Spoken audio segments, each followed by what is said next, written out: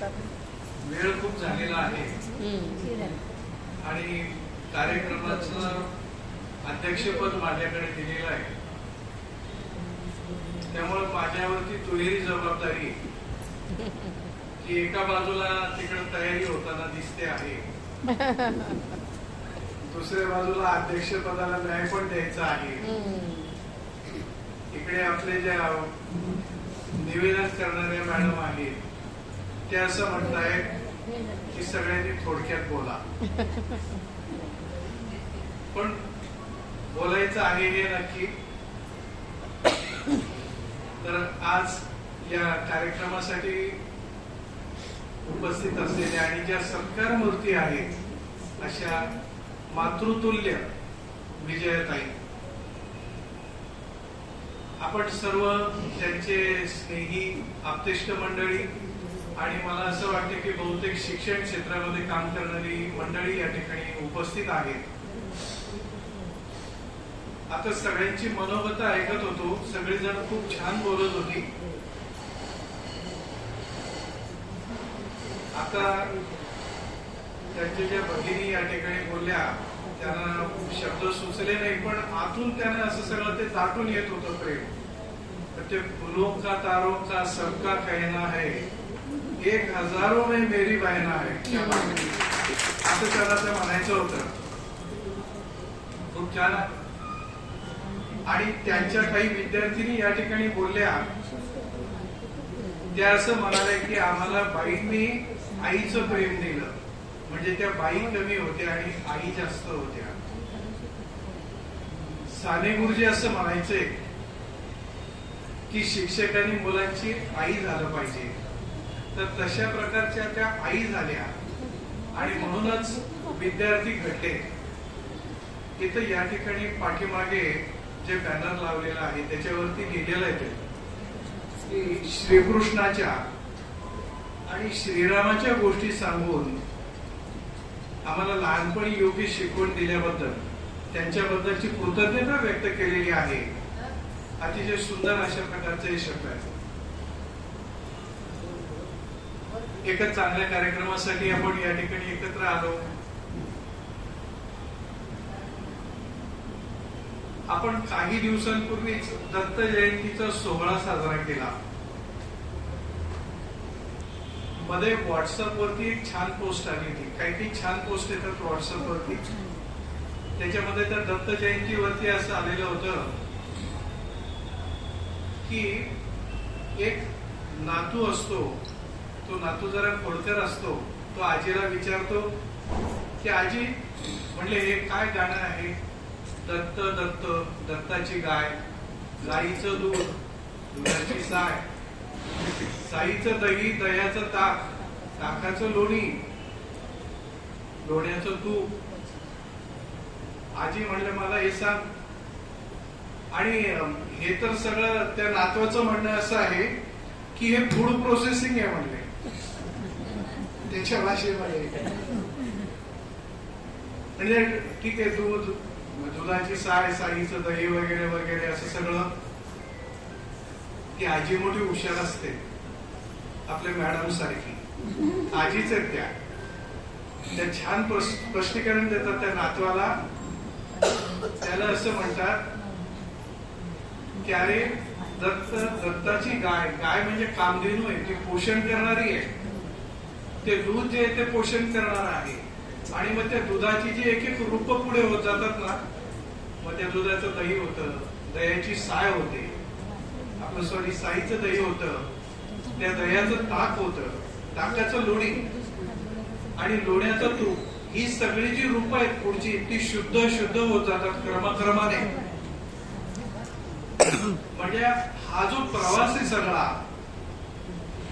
तो प्रवास फक्त ते फूड प्रोसेसिंग नाहीये, तो एक साधकाचा प्रवास आहे. म्हणजे त्या दुधापासून जे तूप निघालेलं आहे, मिळालेलं आहे, ते कुठे होतं आधी? ते त्या दुधामध्येच होतं. पण त्याच्यावरती संस्कार करावे लागले, तेव्हा त्या दुधापासून आपल्याला तूप मिळालेले, त्या स्टेज पर्यंत आपण आले. आपल्या सगळ्यांना मूर्तिकाराची गोष्ट माहिती आहे की मूर्तिकार काय करतो की दगडामधून मूर्ती तयार करतो.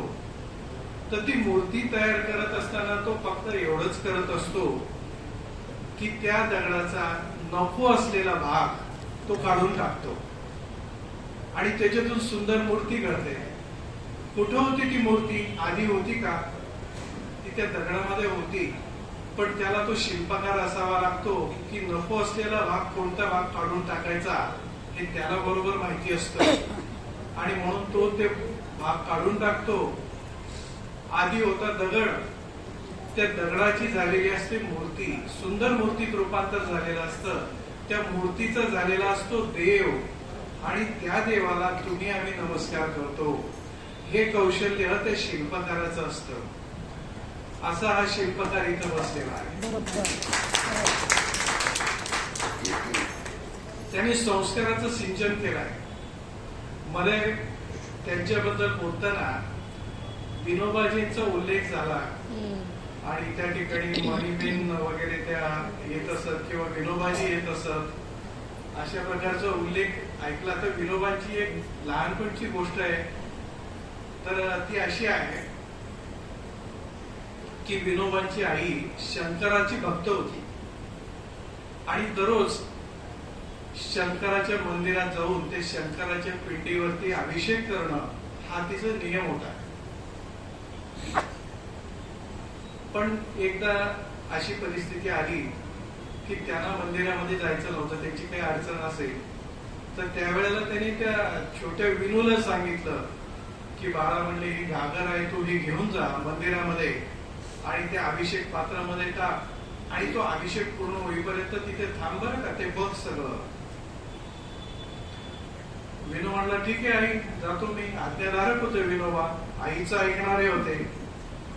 गेले त्या ठिकाणी, ते घागर घेऊन गेले. ते पाणी त्या अभिषेक पात्रामध्ये वरती लावलेलं असतं, तिथं ते ओतलं त्यांनी आणि ते थेंब थेंब अभिषेक शंकराच्या पिंडीवरती होत होता.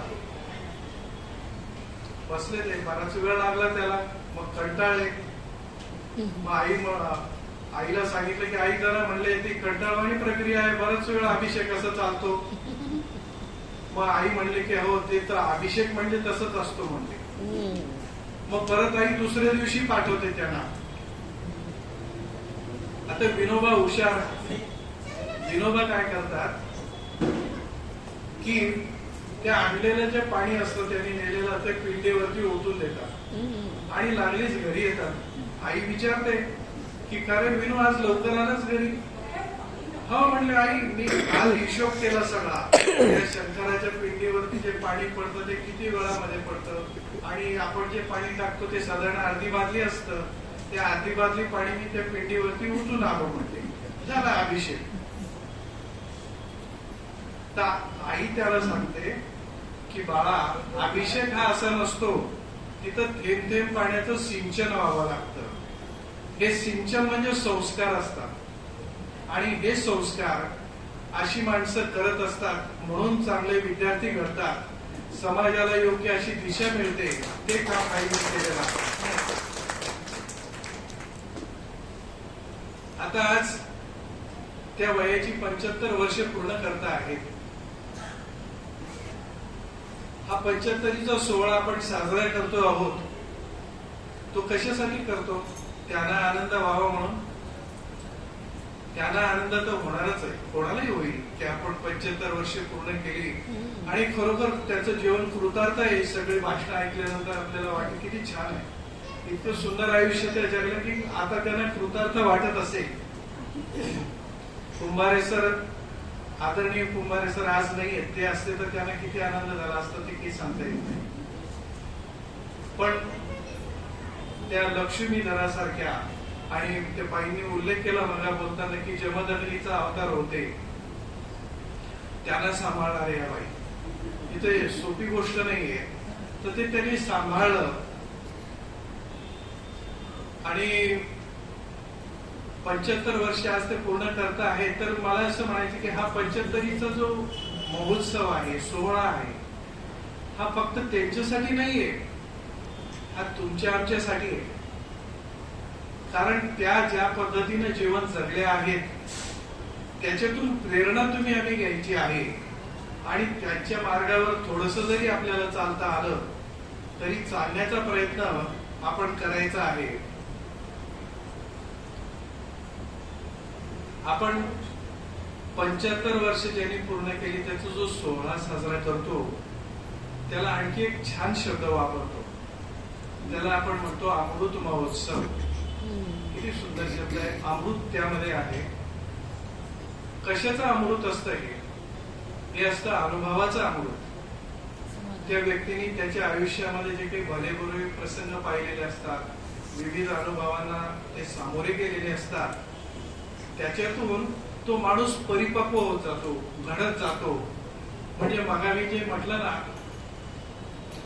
की त्या दुधाची जे प्रोसेसिंग आहे, दुधाचं दही, दह्याचं ताक, लोणी आणि त्याचं तूप वगैरे हे सगळं, तर त्या दुधाचं जेव्हा तूप होतं त्यावेळेला ती सगळ्यात शुद्ध अशा प्रकारची गोष्ट आहे.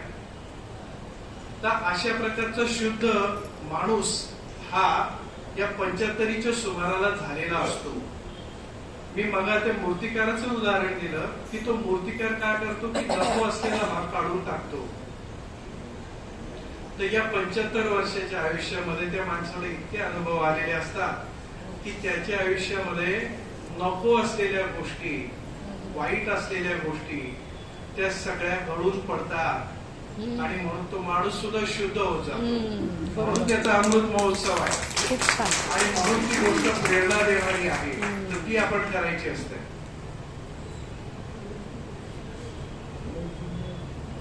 माझी महर्षी वाल्मिकीची काही पुस्तकं मॅडम वाटणार आहेत उपस्थितांना असं मला समजलं. महर्षी वाल्मिकी म्हणजे ज्यांनी रामायणासारखा ग्रंथ लिहिला असे महान ऋषी. रामाचं चरित्र आपण वाचतो, ऐकतो, रामाला आपण देव म्हणतो, तो देव आहे सुद्धा. पण रामाचा प्रवास हा नराकडून नारायणाकडे झालेला प्रवास आहे आणि अशा या रामाचं चरित्र महर्षी वाल्मिकीने लिहिलं. महर्षी वाल्मिकीचा जो प्रवास आहे तो सुद्धा रामाचा जो नराचा नारायण होण्याकडचा प्रवास आहे त्याला समांतर असा आहे. महर्षी वाल्मिकी यांचं सुरुवातीचं नाव काय होतं माहितीये कोणाला? रत्नाकर नाव होतं. पण तो वाल्या म्हणून म्हटलं जात होता. त्या वाल्याने काय केलं नाही, उपजीविकेसाठी आपण असं ऐकतो की त्याने वाटमारी केली, लोकांना लुटलं वगैरे, प्रसंगी त्यांचे खून सुद्धा केले, असं तो वाल्या. पण तो वाल्याचा वाल्मिकी कसा झाला? तर ज्या वेळेला ऋषींनी त्याला उपदेश केला, महर्षी नारदांनी उपदेश केला आणि त्याच्यानंतर त्याने साधना केली, तपश्चर्या केली, त्यावेळेला त्या वाल्याचा वाल्मिकी झाला. वाल्याचा वाल्मिकी सहज होत नाही, त्याच्यासाठी तपश्चर्या असते, साधना असते. ही साधना ही 75 वर्षांची साधना आहे. वाल्याचा वाल्मिकी कसा झाला आणखी? तर इतकी तपश्चर्या त्यांनी केली की त्यांच्या अंगाभोवती असं म्हटलं जातं की मुंग्यांचं वारुळ तयार झालं. त्या वारुळाला शब्द, संस्कृत शब्द वल्म असा आहे आणि त्या वल्मातून जो बाहेर पडला तो वाल्मिकी, म्हणून ते महर्षी वाल्मिकी आहे. मला असं वाटतं की वल्म म्हणजे ते जे मुंग्यांचं वारुळ आहे ते प्रतीक आहे. ते कशाचं प्रतीक आहे? ते आपल्या अज्ञानाचं प्रतीक आहे, आपल्या अहंकाराचं प्रतीक आहे. हा अहंकार, हे आपलं अज्ञान ज्या वेळेला गळून पडतं, नष्ट होतं, त्यावेळेला त्याच्यातून प्रकटतात ते महर्षी वाल्मिकी आणि मग ते जगाला रामायण सांगतात. म्हणजे एवढी पात्रता ही त्यांच्यामध्ये येते आणि म्हणूनच मी असं म्हटलं की त्यांचाही प्रवास हा रामाचा जसा प्रवास आहे की नराकडून नारायणाकडे जाण्याचा, तसा तो त्यांचा झालेला आहे. तर अशा प्रकारचे या महर्षीची पुस्तकं आपल्याला भेट म्हणून बहुतेक मला असं वाटतं मिळणार आहे. आपण जरूर ती वाचा, आपल्याला ती नक्की आवडतील. आज या मातृतुल्य असलेल्या व्यक्तींचा हा 75चा सोहळा आपण साजरा करतो आहोत. कोमारे सरांबद्दल या ठिकाणी बोललं गेलं की त्यांचा स्वभाव असा शीघ्रकोपी होता. मी सुद्धा खरं म्हणजे माझं असं भाग्य की मी सरांच्या सहवासामध्ये काही वर्ष आलो, पण त्याचा शीघ्रकोपी स्वभाव, त्याचा अनुभव मला आला नाही. ते अतिशय प्रेमानेच वागले आणि अत्यंत विद्वान, संस्कृतवती वगैरे प्रभुत्व असलेला हा माणूस.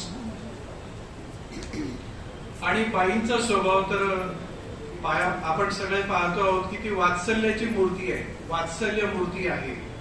अशी प्रेमस्वरूप आई ती आहे.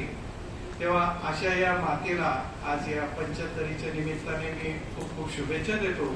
त्यांचा आरोग्य उत्तम राहावं आणि त्यांनी 100 म्हणजे जीवेत शरदा शतम असं जी इच्छा या ठिकाणी व्यक्त केली ती त्यांनी गाठावी.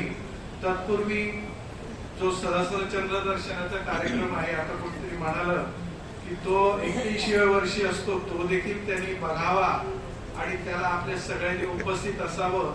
मला जरी बोलवलं तरी सुद्धा मी या ठिकाणी त्यासाठी येईन. तर त्याला पुनश्च एकदा या निमित्ताने शुभेच्छा देतो आणि माझं मनोगत संपवतो. धन्यवाद.